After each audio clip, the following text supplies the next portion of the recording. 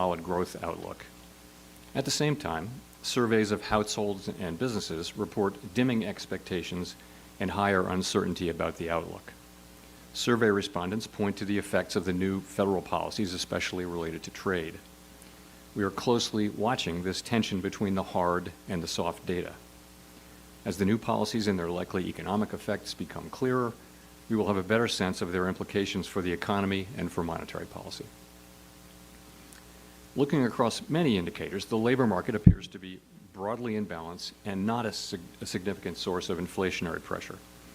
This morning's jobs report showed the unemployment rate at 4.2% in March, still in the low range where it has held since early last year. Over the first quarter, payrolls grew by an average of 150,000 jobs per month.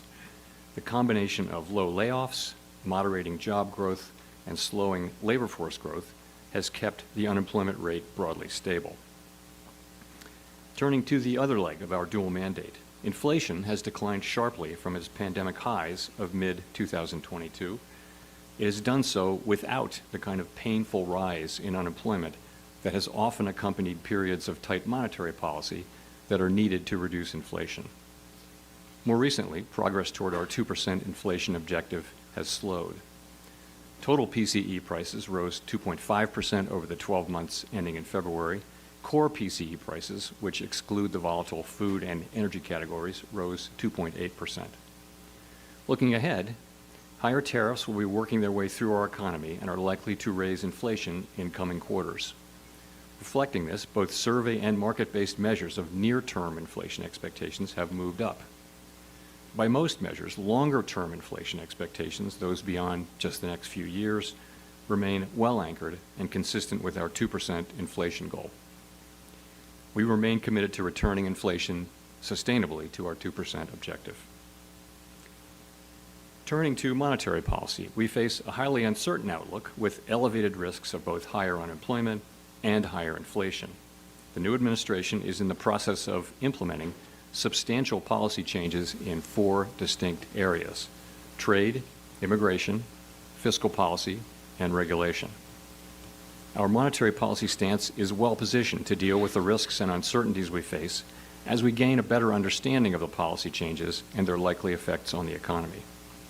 It is not our role to comment on those policies. Rather, we make an assessment of their likely effects, observe the behavior of the economy, and set monetary policy in a way that best achieves our dual mandate goals. We have stressed that it will be very difficult to assess the likely economic effects of higher tariffs until there is greater certainty about the details, such as what will be tariffed, at what level, and for what duration, and the extent of any retaliation from our trading partners. While uncertainty remains elevated, it is now becoming clear that tariff increases will be significantly larger than expected. And the same is likely to be true of the economic effects, which will include higher inflation and slower growth. The size and duration of these effects remains uncertain. While tariffs are highly likely to generate at least a temporary rise in inflation, it's also possible that the effects could be more persistent. Avoiding that outcome would depend on keeping longer-term inflation expectations well anchored, on the size of the effects, and on how long it takes for them to pass through fully to prices. Our obligation is to keep longer-term inflation expectations well anchored and to make certain that a one-time increase in the price level does not become an ongoing inflation problem. We'll continue to carefully monitor the incoming data, the evolving outlook, and the balance of risks. We're well positioned to wait for greater clarity before considering any adjustments to our policy stance.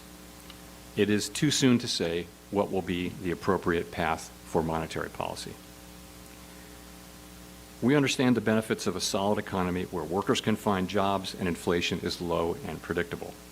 We also understand that elevated levels of unemployment or inflation can be damaging and painful for communities, families, and businesses.